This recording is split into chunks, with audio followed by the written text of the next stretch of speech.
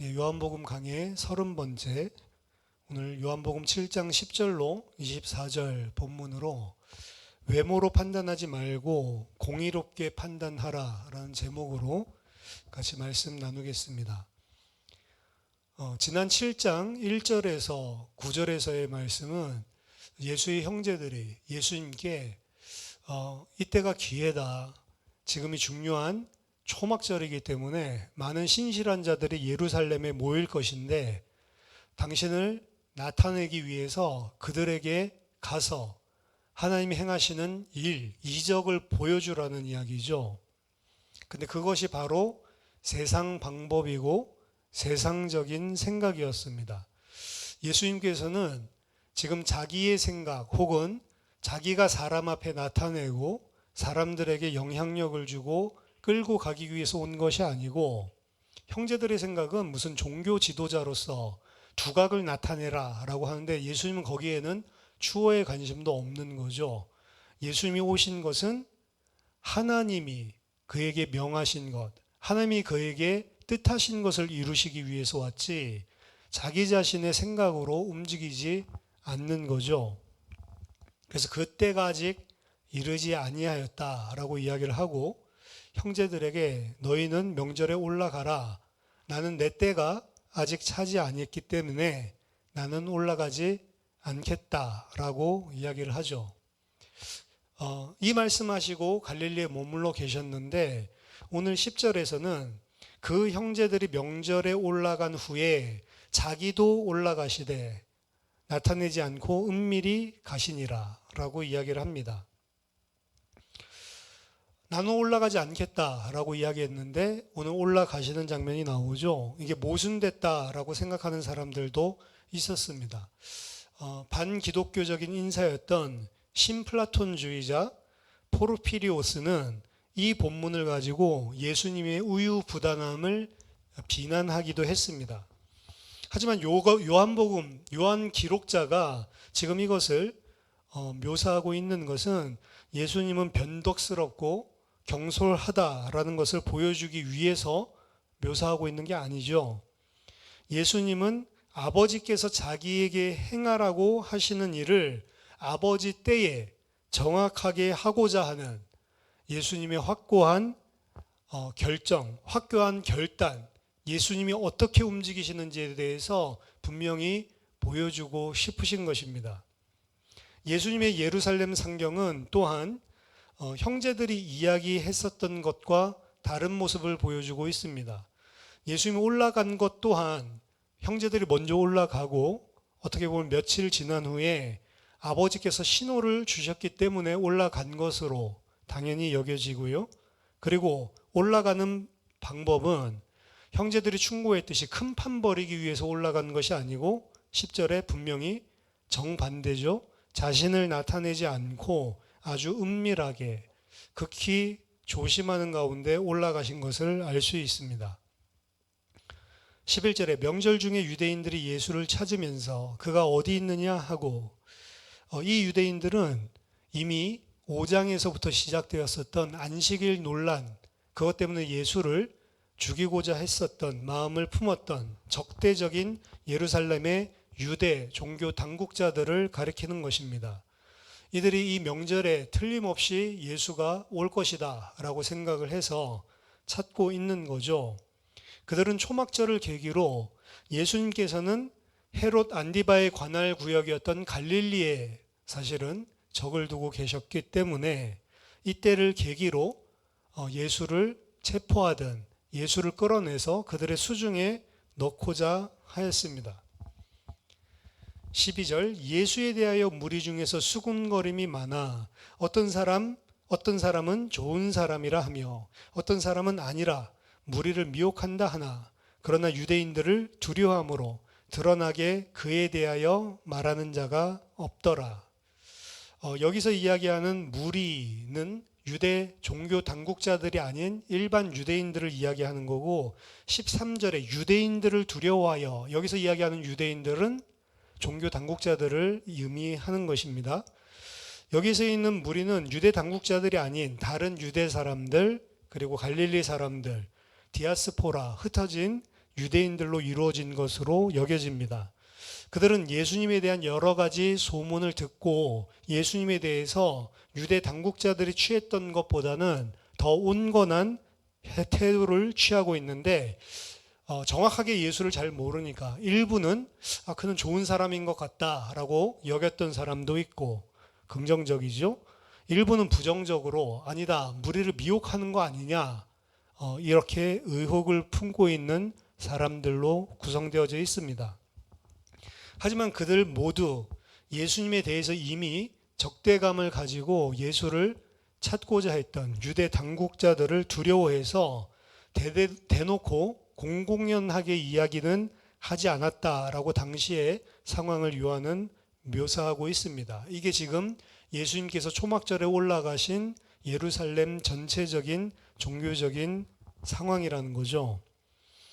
오늘 본문 24절까지는 특히 예수님께서 이 초막절 중간에 올라가셔서 행하신 일들 중에 예수님이 가르치신 내용에 그 초점을 맞추고 있습니다. 14절, 이미 명절의 중간이 되어 예수께서 성전에 올라가사 가르치시니, 명절의 중간이라고 여기서 이야기하는 것은 형제들은 아마도 초막절에 맞춰서 미리 올라갔지만 예수님은 첫날에 형제들과 같이 가지 않고 아버지의 사인을 받고 그 후에 올라가셨음을 보여주는 것입니다. 근데 올라갈 때 예수님은 자기 자신을 나타내거나 드러내지 않고 은밀히 가셨다라고 이야기를 하는데 여기서 또 상반되는 모습이 등장합니다. 예수께서 성전에 올라가서 가르치셨다라는 내용이 등장을 하죠. 예수님이 자신을 드러내지 않고자 한 것이라면 또 어찌해서 이 명절 때, 이 절기 때에 사람들이 많이 오고 가는 성전 뜰에서 가르치실 수 있겠는가? 여기서도 항상 명심할 것은요, 예수님은 자신을 드러내지 않고자 하지도 않고요, 드러내고자 하지도 않는다는 것입니다. 자기 자신이 그것을 원하는 대로 드러내야겠다, 드러내지 않아야 되겠다, 자신의 기준으로 움직인 것이 아니고 아버지께서 때에 따라서 주시는 말씀을 따라서 순종하여서 움직이신다라는 것입니다. 올라갈 때 은밀하게 올라가게 하셨기 때문에 은밀히 올라간 것이고, 그리고 또 자기 자신이 원하든 원치 않든 아버지께서 성전 뜰에서 사람들이 많은 곳에서 공개적으로 말씀을 가르치라라고 하면 그럼 자기의 뜻이 아니라 아버지께 순종해서 움직이는 게 예수님의 모든 행동이란 말이죠. 예수님께서 가르치신 내용을 듣고 15절에 유대인들이 놀랍게 여깁니다. 이 사람은 배우지 아니하였거늘 어떻게 글을 아느냐. 사실 당시에 있었던 유대인들, 특히 남자라면요, 글을 읽고 쓰는 것은 기본적으로 할 수 있었다라고 이야기를 합니다. 근데 여기에서 배우지 아니하였거든 어떻게 글을 아냐라고 이야기하는 것은 그냥 문자 이야기를 하는 것이 아니고요, 예수님이 랍비에게서 정식적인 성경 교육을 받지 않았는데 불구하고 성경의 정통에서 성경을 자유자재로 기가 막히게 해석해내는 것을 보고 놀라는 장면인 것입니다.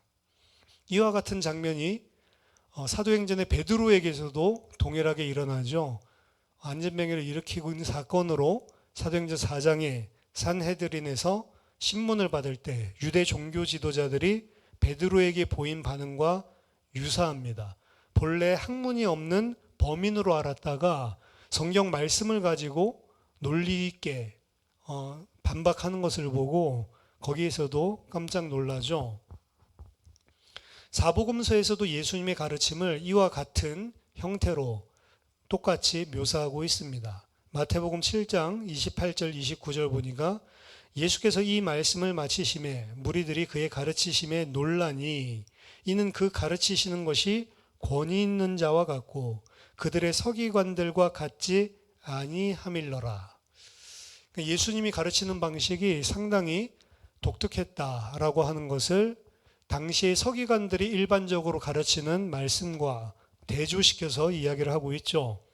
당시의 일반적인 서기관들의 가르침은요, 여러 가지 성경, 그리고 성경에 대한 해석적인 전통 자료들, 그리고 사람들, 유명한 사람들, 이런 사람들의 해석을 인용해서 이 사람은 이렇게 생각했다, 이 책에서는 이걸 이렇게 봤다, 이런 식으로 사실은 인용해서 여러 가지 이야기들을 사실은 말씀을 가르칠 때 그런 방식으로 일반적으로는 행했다라고 이야기를 합니다. 근데 예수님께서 말씀을 가르치실 때에는 다른 여러 권위 있는 자료들 혹은 사람들을 인용해서 하신 것이 아니고, 예수님은 그러나 내가 너희에게 이르노니, 혹은 너희들은 지금까지 이렇게 들었지만 나는 너희에게 이르노니, 그러니까 예수님께서 이야기하는 방식은 철저하게 자기 자신을 근거로 해서 이야기를 한단 말이죠. 어떤 다른 권위 있는 자나 혹은 모세라든지 성경에 권위 있는 인물 혹은 어떤 유명한 해석적인 전통, 그것을 따라서 예수님께서 말씀 가르치신 것이 아니고, 너희들은 그렇게 들어왔냐? 하지만 나는 너희에게 이렇게 말한다. 너희는 모세에게서 그렇게 들었냐? 하지만 나는 너희에게 이렇게 말한다. 앞에 이 상반인 대조되는 구군이 없어도 나는 너희에게 말한다. 이런 식으로 사실은 예수님께서 성경을 직접적으로 해석해서 가르치는 모습을 우리는 복음서를 통해 알 수가 있습니다. 16절, 어떻게 그렇게 가르칠 수 있냐? 예수께서 대답하여 이르시되 내 교훈은 내 것이 아니요 나를 보내신 이의 것이니라. 예수님께서 이같이 확실하게 이야기할 수 있었던 이유는 이것이 예수님 자신의 것을 말하는 것이 아니고, 동시대의 랍비들처럼 오랫동안 대물림된 인간의 전통을 토대로 말하는 것도 아니고, 오직 나를 보내신 이에게서 나온 것이기 때문에 이러한 형식을 가지고 이러한 방법으로 말씀을 가르치셨다라고 하는 겁니다. 사실 구약에 나온 선지자들 또한 하나님의 보냄을 받았죠. 여기 보면 나를 보내신 이의 것이니라 라고 이야기했는데, 구약의 선지자들도 하나님으로부터 보내심을 받은 자들이었습니다.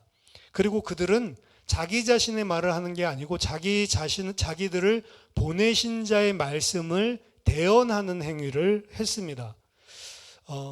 여호와께서 이와 같이 말씀하시니라, 여호와께서 이와 같이 이르시기를, 말하자면 여호와께서 이같이 말씀하신다라고 외치고 그가 받은 말씀을 그대로 백성들에게 대언하는 역할을 한 것이 구약의 보내심을 받은 자들, 선지자들의 그런 말씀을 가르치는 내용이었습니다.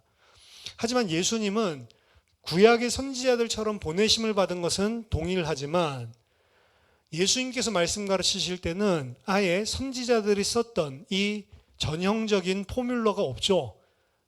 여호와께서 이와 같이 말씀하신다라고 하는 포뮬러를 사용하지 않습니다. 예수님은 아버지와 하나가 되어 그것을 말씀을 하시는데, 그건 내가 너희에게 이르노니 라고 이야기를 하죠. 이것은 무조건적인 순종 때문만이 아니고 아버지께서 행하신 이 모든 것을 자기도 행하시는 아들이기 때문에 그렇습니다. 그래서 구약의 선지자들과 차이가 분명히 있는 것이죠.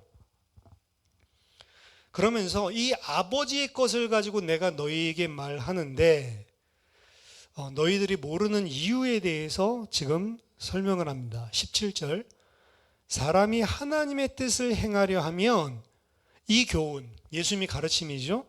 이 교훈이 하나님께로부터 왔는지 내가 스스로 말함인지 알리라. 예수님이 주장하고 계시는 이 가르침이, 말씀이 참이냐 아니냐, 요건 또 다른 하나의 문제입니다. 여기서는 그것을 분별할 수 있는 기준을 제시하고 있습니다. 예수님의 가르침이 하나님께로서 온 것이냐 아니냐, 요거를 평가하기 위해서는 근본적으로 사람이 하나님의 뜻을 행하려고 해야지만 구분을 할 수 있다. 근본적으로 하나님의 뜻을 행하기 위해 헌신된 자만이 그것이 아버지께로 온 것인지 아닌지 평가를 할 수 있다는 거죠. 하나님은요, 인간이 스스로의 머리, 논리, 합리, 지혜를 가지고 검토하고 분석해서 논의하고요. 그리고 우리 마음에 있는 것들을 다 합쳐가지고 이건 하나님이 말하는 거고 이건 하나님 말하지 않은 거. 인간이 절대로 취사 선택해서 그 판단을 내릴 수 있는 대상이 아니십니다. 우리가 아무리 하나님의 뜻을 심사숙고한다고 하더라도 사실은 우리는 그것이 하나님의 것인지 혹은 하나님의 뜻이 무엇인지 절대로 알 수가 없는 게 인간이라는 것입니다. 그래서 진리는 외적으로 시험할 수 있는 세계랑 맞물려 있지가 않다. 진리는 다른 외적인 요소, 사람이나 세상에 의해서 이게 진리다 아니다 판단받을 만한 그러한 대상이 아니라는 거죠. 진리는 그저 스스로를 증명할 뿐입니다. 그래서 예수님은 요한복음 전체에서 우리에게 표적들을 보여주는 그것을, 그 표적을 증거로, 그 표적을 근거로 해서 믿으라고 말씀하지 않는 겁니다. 그거는 거짓된 믿음일 가능성이 높은 거란 말이죠. 유한하고 타락한 인간은 진리 외부에, 진리 밖에 있는 그 어떤 확실한 근거에 서서 진리를 평가할 수 없는 존재라는 것입니다. 오직 하나님의 계시는 하나님의 계시 자체 내부로부터만 평가될 수 있을 뿐이라는 거죠. 이런 관점에서 하나님의 뜻을 행하려고 하는 자는 예수의 가르침이 그 뜻을 밝히고 있고 예수는 자기 말이 아니고 하나님의 말씀을 하고 있다는 것을 그때야 발견하게 된다. 하나님의 뜻을 행하려고 하는 자만이 이것은 진짜 하나님의 말씀이구나 아니구나를 알 수 있다라고 하는 것입니다. 18절 스스로 말하는 자는 자기 영광만 구하되 보내신 이의 영광을 구하는 자는 참되니 그 속에 불의가 없느니라. 이것은 예수님이 진리의 사람이라는 사실을 확증할 뿐만 아니라 그의 대적들이 그를 제대로 평가할 수 없는 진정한 이유이기도 합니다. 교만해져서 자기가 무엇이라도 된 줄을 알고 자기 생각을 따라서 스스로 말하는 자는 그의 자아랑 밀접하게 결합되어 있기 때문에 그가 말하는 모든 것들은 적어도 자기 영광을 부분적으로나마 얻기 위한 것입니다. 근데 그건 진리가 아니죠. 지금 유대 당국자들이나 혹은 랍비나 서기관들은 사실은 자기 자신의 자아랑 그 말씀이랑 어떻게 보면은 결합되어 있는 상태이기 때문에 그들이 자기 영광을 부분적으로나마 취하고 있는 부분이 있단 말이에요. 사실 그게 이제 외식하는 걸로 드러나는 건데, 그럼 이들이 이야기하는 것들은 자기 영광을 얻기 위한 것이 섞여 있기 때문에 온전한 진리가 될 수가 없는 것이죠. 하지만 예수님은 전혀 그렇지 않습니다. 예수님은 자기의 영광을 섞는 게 아니고 보내신 이의 영광을 위해서 일하는 것에만 전적으로 헌신되어 있다라고 이야기하는 거죠. 그 결과 그는 신뢰할 수 있다는 것입니다. 만일 예수님이 다른 사람들을 설득해서 자기의 가르침을 받아들이게 하고자 만약 한다면 그렇게 하는데 가장 효과적인 수단을 사용할 수 있는 분이 예수님이셨습니다. 사람들을 진짜 나를 많이 따르게 만들려고 하는 자기 생각을 만약 섞어서 사역을 하셨다면 그런 사역을 할 수 있는 무한한 옵션을 가지고 계신 분이 예수님입니다. 사실 예수의 형제들은 예수에게 그것을 하라고 이야기한 거죠. 7장 1절에서 9절에. 근데 예수님은 실제로 그런 실용주의를 철저히 배격하고 오로지 아버지의 뜻을 따라서만 움직이고 아버지께서 주신 것만 가르쳤단 말이죠. 19절 모세가 너희에게 율법을 주지 아니하였느냐 너희 중에 율법을 지키는 자가 없도다 너희가 어찌하여 나를 죽이려 하느냐. 모세의 율법 이야기를 하시는 것은 율법에 하나님의 뜻이 계시되어 있다라는 사실을 이미 유대인들도 알고 있고 또 그것이 사실이기 때문입니다. 시편 40편 8절에 보면 나의 하나님이여 내가 주의 뜻 행하기를 즐기오니 주의 법이 나의 심중에 있나이다. 주의 법 안에 주의 뜻이 담겨져 있는 거거든요. 그럼 율법, 하나님의 말씀, 구약성경 가지고 있다라고 한다면 그들은 이미 율법을 가지고 있고 그 율법 속에 있는 아버지의 뜻을 알 수가 있다는 거죠. 근데 문제는 너희 중에 율법을 지키는 자가 없도다라고 이야기를 합니다. 율법 속에 하나님의 뜻이 담긴 것은 분명하지만 그들은 율법에 순종하고 있지 않기 때문에, 즉 앞에 18절에 의하면 하나님의 뜻을 행하고자 하지 않기 때문에 예수님의 가르침이 하나님께로부터 왔다는 것을 알지 못한다는 것입니다. 그들은 지금 하나님을 순수한 동기로 섬기고 있지 않다는 것을 드러내시는 것입니다. 그들이 율법에 순종하고 있지 않다라고 하는 사실은 단적으로 그들이 지금 예수를 죽이려고 하는 행위, 모습 속에서 알 수가 있습니다. 그들이 예수를 죽이고자 하는 그들의 배후, 그들의 마음 속에는 증오심이 지금 가득한 상태이고요. 그것 자체가 이미 그들이 율법을 범하고 있음을 단적으로 드러내고 있는 것입니다. 예수를 죽이고자 하는 그들의 시도는 무죄한 자를 죽이고자 하는 계획적인 살인에 해당하는 것으로 이미 율법을 범하고 있는 것이기 때문에 그렇습니다. 물론 여기에서 그들은 지금 말씀을 듣고 있는 모든 대중에게 하신 말씀이 아니고 유대 당국자들을 예수님은 지금 이야기하고 계시는 겁니다. 근데 무리들은 자기들에게 이야기한 걸로 착각을 하고 그 상황을 전혀 이해하지 못하는 대답을 하죠. 20절, 무리가 대답하되 당신은 귀신이 들렸도다. 누가 당신을 죽이려 하나이까? 이러한 상황을 인지하고 있지 못했던 무리들은 예수님이 과대망상적인 행동을 하고 귀신에 들릴 것 아닌가라고 생각하게 만들었습니다. 복음서에서도 무리들과 당국자들은 예수님께서 행하시는 이적과 그리고 말씀에 대해서 그들의 수준으로 이해하지 못했을 때 이와 비슷한 반응을 보여줬습니다. 귀신 들려서 미쳤다라고 생각하거나 바알세불, 귀신들의 왕의 힘을 빌어서 귀신들의 왕과 함께 일하는 거 아니냐, 이런 비슷한 종류의 비난을 하고는 했죠.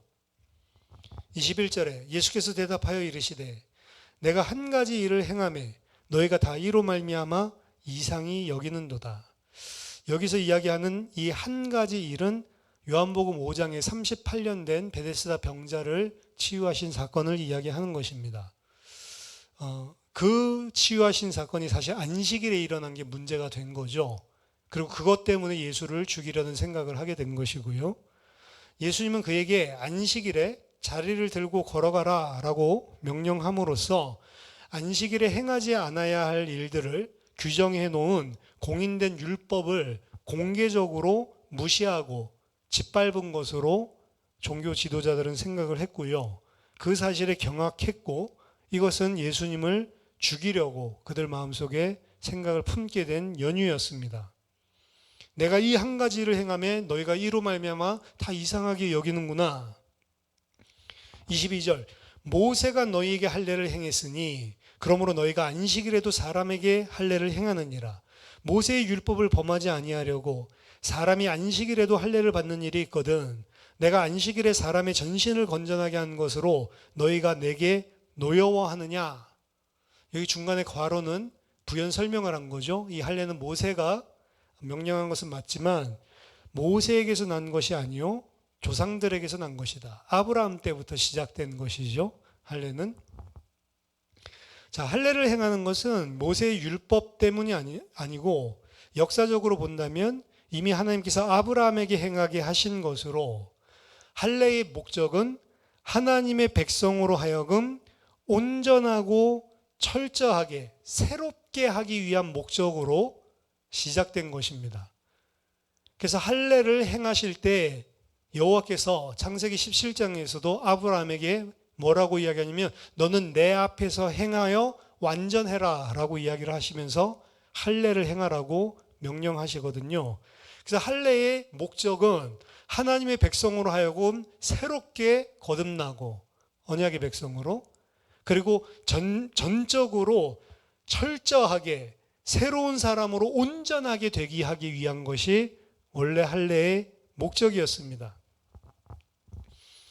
그 일을 행하기 위해서 8일 만에 할례를 해야 되죠. 공교롭게도 안식일과 할례일이 겹치면 할례를 하루 미루는 것이 아니고 안식일임에도 불구하고 8일째에 무조건 할례를 행하는 거죠. 왜? 이것이 주의 백성으로 거듭나고 주의 백성으로 표식을 자기 몸에 가지는 것이고 온전하게 사람으로 하나님의 백성으로 만드는 것이기 때문에 안식일 법과 서로 부딪힐 때 안식일 법을, 그것도 하나님 법인데 포기하고 할례법을 택하는 것이죠.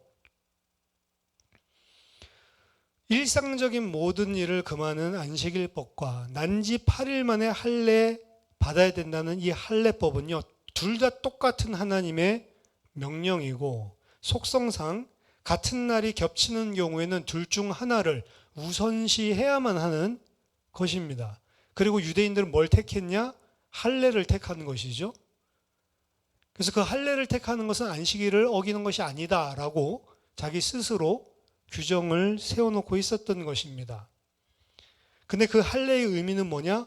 온전하게 만드는 것이거든요. 예수님께서 이 말씀을 왜 하시냐?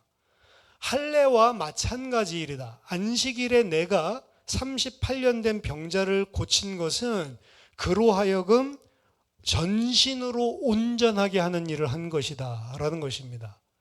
왜냐하면 그 38년 된 병자는요, 사실은 온전한 자가 아니었기 때문에 안식일이 돼도 성전에 가서 하나님을 예배할 수 없었던 자였습니다.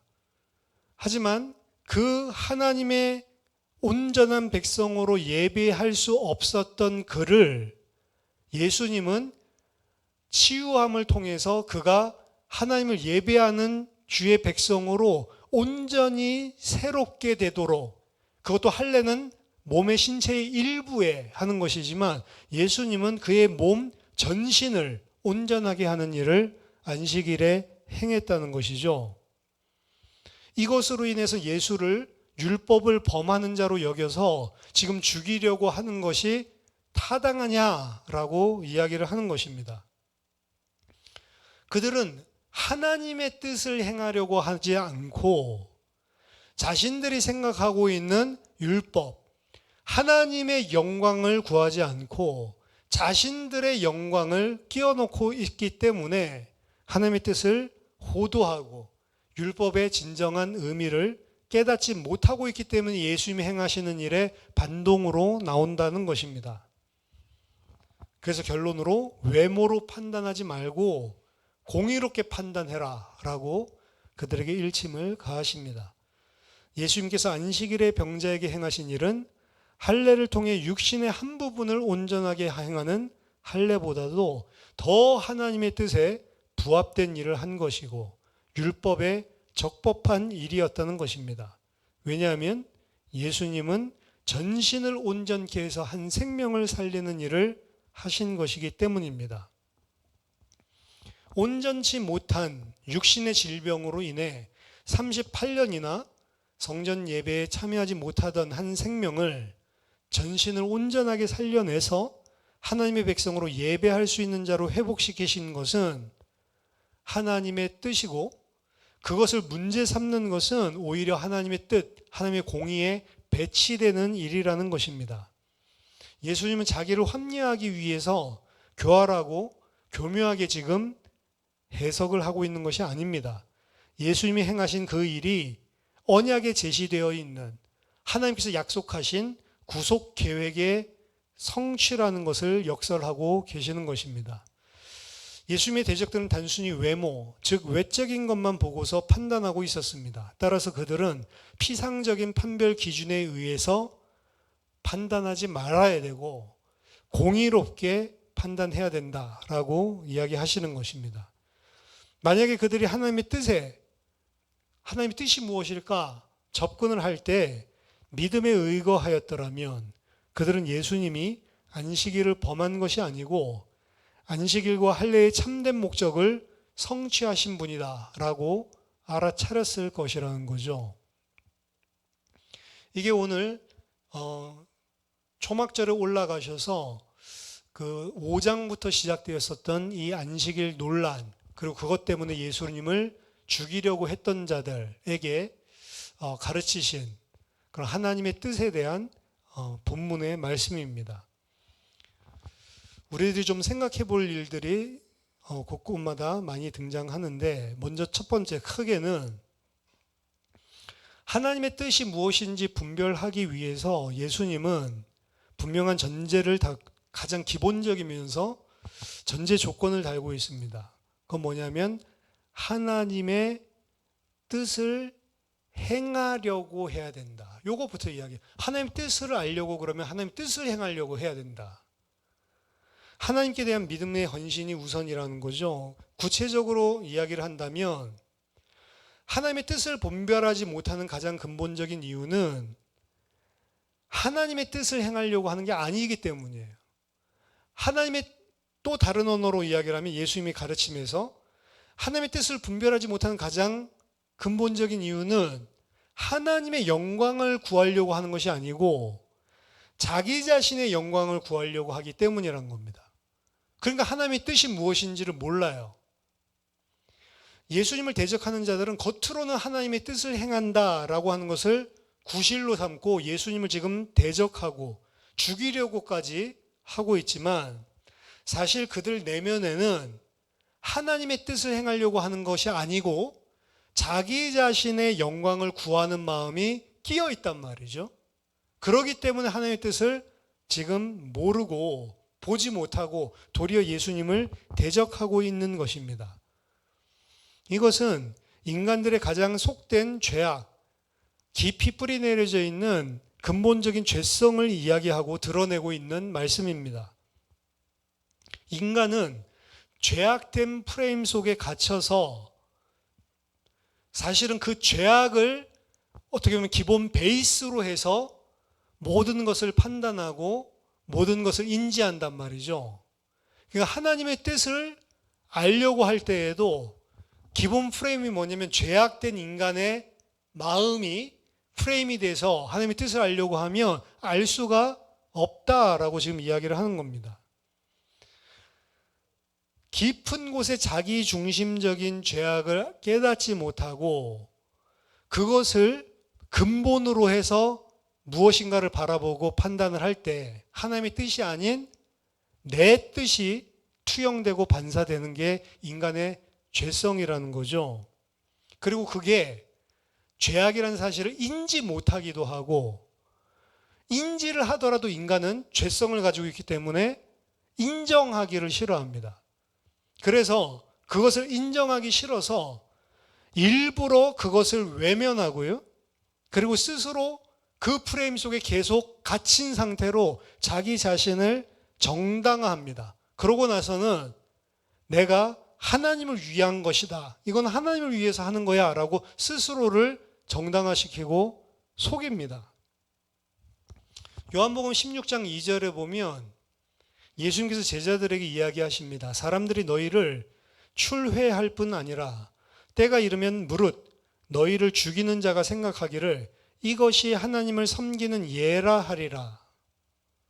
하나님의 뜻을 분별치 못하고 사실은 하나님의 뜻이 아니라 스스로 자기의 죄악된 프레임 속에서 갇혀서 판단하는 자, 그러면서도 하나님의 영광을 구한다고 생각하는 자, 실상은 자기들 영광 구하는 자들이죠. 그들은 예수 그리스도를 따르는 자들을 출애시킬 뿐만 아니라 심지어는 죽이면서도 어떻게 생각을 한다고요? 스스로 속아서 이것이 바로 하나님을 섬기는 예다라고 한다.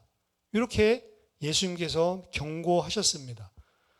그들은 죄악된 프레임 가운데 갇혀서 아예 그것을 인지할 수 있는 기능조차 없어지고 양생의 가책이나 찔림조차 이제 무뎌져서 없기 때문에 하나님의 일을 한다고 하면서도 하나님을 대적하고 교회를 무너뜨리는 일을 한다는 것이죠. 교회 안에 일어나는 많은 문제들, 그리고 많은 문제거리들, 오늘날에도 사실은 이와 똑같은 프레임 속에서 일어나는 것입니다. 겉으로는 교회를 위해서 한다고 합리화하지만 진짜 하나님 앞에 무릎 꿇고 자기 자신 속에 있는 숨은 내적 동기를 바라본다면 하나님의 뜻을 행하려고 하는 게 아니고 하나님의 영광을 위해서 하려고 하는 게 아니고 자기를 위해서 하려고 하는 것이 끼어 있다는 거죠. 자기 영광이 섞여 있다는 것입니다. 하지만 그것을 인정하기 싫어하는 게 인간이거든요. 보려고 하지도 않고 인정하려고 하지도 않습니다. 그런 것들이 조금 있지만 그럼에도 불구하고 나는 중요한 일을 하는 거다. 하나님의 영광을 위해서, 하나님의 뜻을 위해서. 스스로 속이죠. 그것을 인정하기 싫어서 내 자신의 깊은 내면을 보려 하지 않고 외면하고 바깥쪽에만 집중하고 합리화시키죠. 근데 그게 바로 죄이고 하나님의 뜻을 절대로 알지 못하는, 바로 하나님이 보내신 일들, 하나님의 말씀을 예수님을 통해서 바로 이야기하고 있는데도 그것을 하나님의 말씀으로, 하나님의 뜻으로 분별하지 못하는 거죠. 그래서 우리들이 성도로서 기본적으로 우리가 하나님의 뜻을 분별하고 하나님 원하시는 대로 살려고 한다면 내가 아니고 하나님께 대한 전적인 믿음과 하나님의 영광을 구하고자 하는 게 모든 것이 되지 않으면 사실은 우리는 하나님의 뜻을 행할 수도 없고 분별할 수도 없다는 것입니다. 두 번째, 반대로 진짜로 하나님의 뜻을 행하려고 하는 자는 눈이 열린다는 것입니다. 결국 유대 당국자들은 예수님이 하시는 일, 전하시는 말씀을 보지 못한 이유는 그들은 진짜로는 하나님의 뜻을 행하려고 했던 자들이 아니라는 것이죠. 이 하나님의 뜻을 행하려고 하지 않았다라고 하는 것, 그것이 예수님의 말씀을 받아들이지 않았었던 근본적인 이유다. 오늘 본문은 이렇게 이야기하는데 요한복음 5장 42절에서는 그들이 예수님의 말씀을 받아들이지 않는 이유는 그들 안에 하나님을 사랑하는 것이 없기 때문이라고 이야기하고 있습니다. 그러니까 오늘 본문에서는 하나님의 뜻을 행하려고 하지 않았기 때문에, 그리고 요한복음 5장 42절 하나님을 사랑하지 않기 때문에 이렇게 이야기하고 있는 거예요. 같은 의미라는 겁니다. 유대인들은 하나님의 말씀도 알았고 그 말씀 안에 영생이 있는 줄도 알았습니다. 하지만 영생을 위해서 하나님이 보내신 아들은 그들 눈앞에 있는데도 믿지 않고 받아들이지 않는 거죠. 그 이유가 뭐냐? 그들은 하나님을 사랑하지 않았기 때문에. 증거가 없었기 때문도 아니었습니다. 나중에 요한복음 보면 예수님은 죽은 나사로를 살리는 표적을 보여주시죠. 하지만 그때 예수님을 대적했었던 이 종교 지도자들, 이 사람들은 무엇을 의논했냐? 그 증거인 나사로까지도 죽여버려야겠다. 그래서 증거 인멸을 시켜야겠다. 예수님이 나사로를 살린 것을 보고 아 진짜로 하나님 보내신 자가 맞네 이렇게 하는 게 아니고 저러다가 다 예수 쫓아가겠네, 나사로까지도 죽여서 증거 인멸을 해야 되겠다, 이렇게까지 생각을 하는 거죠. 나사로가 살아난 걸 보고 회개하고 돌아오는 게 아니고 도리어 그 증거까지 없애려고 했었던, 이게 인간의 죄성입니다. 사실은 인정하지 않으려고 아까 전에 이야기한다고 했죠. 그들은 하나님을 사랑하지 않았습니다. 그들이 사랑한 것은 자신들이 그 당시 사회 속에서 종교적이나 사회적으로나 가지고 있었던 지위, 자리, 영향력, 자신들의 탐욕과 욕망에 붙들려 있으니 하나님이 행하시는 일은 볼 수가 없었던 것이다. 하나님은 당신을 사랑하는 자들에게는 자신의 일을 보여주시지만 반대로 하나님을 사랑하지 않는 자들은 당신이 하시는 일을 가리고 숨기십니다. 더 정확하게 말한다면 인간들의 탐심과 탐욕이 눈을 가려버리면 절대로 하나님이 행하시는 일을 볼 수 없게 된다는 거죠. 누가 하나님의 뜻을 옳게 분별할 수 있는가? 훌륭한 랍비들에게 체계적인 교육을 받고 말씀을 많이 아는 자가 아닙니다. 성경 공부를 많이 하고 성경을 달달 외운다고, 많은 신학적인 지식을 쌓는다고 우리가 하나님의 뜻을 분별하시고 그 하나님의 뜻대로 사는 게 아니라는 거죠. 하나님을 사랑하는 자들, 하나님의 뜻을 행하려고 하는 자들, 하나님을 너무나 사랑해서 그분의 말씀에 순종하려고 하는 자들, 그들만 예수님의 말씀을 깨닫게 돼 있고 분별하게 돼 있다는 것입니다. 마태복음 5장 8절에서는 마음이 청결한 자는 하나님을 보게 될 것이다 라고 이야기를 하는데, 하나님을 본다라고 하는 것은 눈으로 만지는 것이 아니고요, 하나님을 보게 된다라는 것은 하나님을 경험하게 된다는 거죠. 누가? 마음이 청결한 자. 요한복음 5장 42절의 말로 한다면 하나님을 사랑하는 자, 마음이 청결한 자, 그들은 하나님이 하시는 일이 보이고 하나님을 사랑하기 때문에 하나님이 사랑하시는 백성들도 보입니다. 그래서 하나님 사랑, 이웃 사랑, 요게 되죠. 그것이 율법의 대강령입니다. 그래서 하나님을 정말로 사랑하는 자는 하나님이 하시는 일이 보이고 하나님의 뜻이 분별되고 그것이 이 땅의 삶에서는 하나님의 백성들에게, 이웃에게 사랑으로 흘러나가는 일들이 일어난다는 거죠. 그래서 예수님께서도 제자들에게 너희들이 서로 사랑하라, 이 계명 딱 하나만 주고 사실은 올라가시는데 그 안에 모든 것이 다 포함되어 있습니다. 중요한 것은 하나님을 사랑하고 하나님의 뜻을 행하려고 하는 자에게는 어떻게 할지가 다 보인다는 것입니다. 쉬운 예로, 이 땅의 예로 든다면 아기를 쳐다보는데 그 아기의 자식 가진 엄마만 볼 수 있는 게 있어요. 다른 사람들도 다 보는데 진짜로 그 아이를 내 자식이기 때문에 사랑하는 엄마에게만 보이는 게 있다는 거죠. 말을 하지 않아도 아이가 울면 내 자식이 지금 뭐가 필요한지 엄마는 보인다는 거죠. 말을 하지 않아도 아파서 그런 건지, 기저귀를 갈아달라는 건지, 배가 고파서 그런 건지 엄마는 안다는 거죠. 아기 때만 그런 것이 아니고 커서도 아이의 걸음걸이만 봐도 이 아이가 지금 뭐 걱정하고 있구나. 다른 사람은 안 보이는데 엄마는 보인다는 거죠. 아빠는 안 보여요. 근데 엄마는 보인다고. 엄마가 진짜 자기 자녀를 사랑한, 그 아빠랑 좀 차원이 틀리기 때문에 그러죠. 마찬가지로 하나님을 진짜 사랑하는 사람에게는 보이는 게 있단 말이에요. 하나님을 진짜 사랑하는 사람에게는 하나님이 나에게 무엇을 어떻게 행하기를 원하시는지가 보인다는 것입니다. 근데 왜 안 보여요? 하나님 진짜 사랑하지 않기 때문에, 다른 것 사랑으로 그게 들어가 있기 때문에. 유대 당국자들은 하나님을 사랑하지 않기 때문에 눈이 닫힌 것입니다.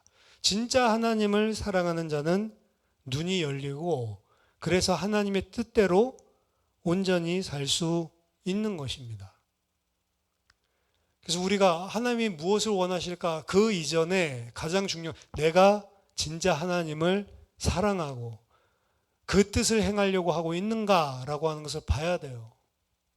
하나님의 뜻을 구한다고 하면서도 사실은 내가 원하는 것을 사실은 찾고 있는 사람들이 많습니다. 많은 사람들이 상담을 할 때 내가 원하는 답을 얻어내기 위해서 이 사람 저 사람 찾아다니는 사람들이 있어요. 그래서 이 사람하고 이야기했는데 나랑 안 맞으면 또 다른 사람 하다가 나랑 말이 잘 통하는 사람 딱 만나면 이제 하나님의 뜻이 맞나 보다, 이런 식으로 착각하는 거죠. 아전인수격인데 절대로 하나님의 뜻을 볼 수도 없고 하나님의 뜻대로 살 수도 없는 것입니다. 세 번째, 이 모든 것들을 통틀어서 교회 공동체에 대해서 생각을 해야 됩니다. 교회 공동체라고 하는 것은 하나님을 사랑하고 그리고 하나님의 자녀들, 주의 백성들, 제자들끼리 서로 사랑하는 공동체, 사랑의 공동체다. 결국에 교회 안에 있는 모든 지체들, 교회라고 하는 공동체, 공동체 안에 있는 모든 지체들, 모든 제자들, 모든 자들이 하나님을 진짜로 사랑하고 하나님을 사랑하는 것 그 기준으로 모두 생각하고 판단하고 움직인다면 그럼 그 교회는 서로 사랑하는 공동체가 되겠죠. 하지만 오늘날 교회를 보면 죄인들이 모여져 있고 오늘날뿐만이 아니죠. 사실은 죄성이 가득한 자들이 다 모여져 있기 때문에 하나님을 온전히 사랑하는 그 사랑이 없는 상태의 멤버들이 사실은 교회 안에 많이 있기 때문에 교회 안에 문제가 생기는 겁니다. 그 교회 안에 생기는 문제 한마디로 뭐냐? 내 안에 하나님 사랑 없기 때문에 교회 안에 문제 생기는 것입니다. 그리고 하나님 사랑이 내 안에 없기 때문에 그 결과로 주의 몸된 교회, 지체 사랑하는 마음도 없는 거죠. 오직 사랑하는 건 나밖에 없는 거죠. 그게 바로 성경에서 이야기하는 죄인데 그 세상 사람들은 다 요 자기 중심의 그 공동체란 말이에요. 근데 교회는 이 세상에 비치고 교회는 주의 몸된 교회고 세상과 구별되는 부르심을 받은 자, 세상으로부터 부르심을 받은 구분된 공동체라고 이야기하는 것은 이 공동체는 자기중심적인 사랑이 아니고 하나님 사랑 그리고 하나님을 전적으로 사랑한 그 사랑에서 흘러나오는 지체 사랑, 타인을 사랑, 그 사랑의 공동체이기 때문에 다르다라고 하는 것입니다. 여러분이 문제라고 생각되는 것들, 교회 안에 여러 가지 문제들 존재하죠. 근데 궁극적으로 생각해 보면 그 문제라고 생각하는 것들 안에 사실은 뭐가 빠져 있냐? 하나님을 진짜 사랑하는 사랑이 빠져 있는 것입니다. 각자가 자기 안에 있는 것들을 보지 않고 밖에 있는 것들을 보는 거죠. 근데 그 안에, 내 안에 있는 것들을 보지 못하면 하나님의 뜻을 행할 수도 없고 분별할 수도 없는 것입니다. 내 안에 있는 것이 온전치 않을 때 그 온전치 않은 것 가지고 밖의 것들을 계속 보는 것 자체가 사실은 하나님의 뜻과 상관없는 것들을 하게 된다는 거죠. 어떻게 보면 좀 깊은 이야기지만 이게 유대인들이 예수님이 행하시는 이적들을 보면서도 예수님을 잡아 죽이려고 하는, 우리가 봤을 때 황당하다고 생각했죠. 저는 어렸을 때부터 어떻게 이런 이적들을 보고 심지어 나사로까지 살리는 일을 했는데 그 나사로를 죽여서 증거 인멸해서까지라도 예수를 안 믿으려고 할 수가 있을까? 말도 안 되는 짓을 한다라고 그 사람들을 이해 못하는 이런 시기들이 많이 있었는데 지금 생각해보면 나 또한 그들과 똑같은 짓을 하고 있다는 거죠. 외모로 판단하지 말고 공의롭게 판단하라 라고 이야기를 하는데 사실은 하나님을 사랑하지 않는 자는 공의롭게 판단하려고 해도 공의롭게 판단할 수가 없는 것입니다. 다 세속적인 그리고 다 자기 중심적인 판단밖에 할 수가 없는 거죠. 궁극적인 이유를 파고 들어가 보면 하나님의 영광을 구하려고 하지 않고 내 영광을 구하고 있기 때문에 그렇습니다. 그 부분을 내려놓지 않는 한 예수님이 눈앞에서 말씀을 가르치고 예수님께서 죽었다가 살아나는 자를 보여주셔도 예수님이 부활하시는 장면을 목격해도 그 앞에 무릎 꿇을 수가 없는 것입니다. 하나님이 하시는 일을 분별할 수 없기 때문에. 그래서 예수님이 부활하고 나서도 돈 줘가지고 거짓 소문 퍼뜨려서 그 증거도 인멸하려고 했던 게 복음서에 기록되어 있죠. 이게 견고한 우리들 안에 있는 철옹성과 같은 죄성이다. 여러분들이 오늘 본문 보면서 유대인들 욕하지 마시고 여러분들 안에 있는 하나님 아는 것을 대적하여 여러분 속에 강력한 진을 이루고 있는 견고한 진들이 그리스도 예수의 강력으로 다 무너지게 되기를 바랍니다. 하나님을 전적으로 사랑하고 그 하나님의 뜻대로 행하려고 하는 자들이 되시고 그리고 그 하나님을 사랑함으로 하나님의 사랑을 이웃 사랑으로 흘려내보낼 수 있는 그런 그리스도인 되시기를 예수 그리스도 이름으로 축원합니다. 한번 기도하겠습니다. 살아계신 하나님 아버지, 은혜를 감사드립니다. 내 자신을 주님 앞에 다 부인하고 내려놓게 하시고 하나님이 교회에게 하시는 음성을 들을 수 있는 귀를 열어 주시옵소서. 성령이 나에게 주시는 음성을 듣고 분별하고 그 뜻을 기쁜 마음으로 행할 수 있는 믿음의 사람 될 수 있도록 도와주시옵소서. 예수생명교회 공동체 가운데 참된 진리와 주님 사랑하는 사랑이 충만하게 하셔서 하나님 서로 간의 사랑을 사랑하는 제자들의 공동체가 될 수 있도록 도와주시고 하나님 세상에 하나님 많은 죄로 인하여 고통받고 있는 자들에게 하나님 생명수로 하나님 그들을 적셔내고 그들을 살려내는 그리스도의 증인된 공동체 될 수 있도록 은혜 베풀어 주시옵소서. 예수 그리스도 이름으로 기도하옵나이다. 아멘.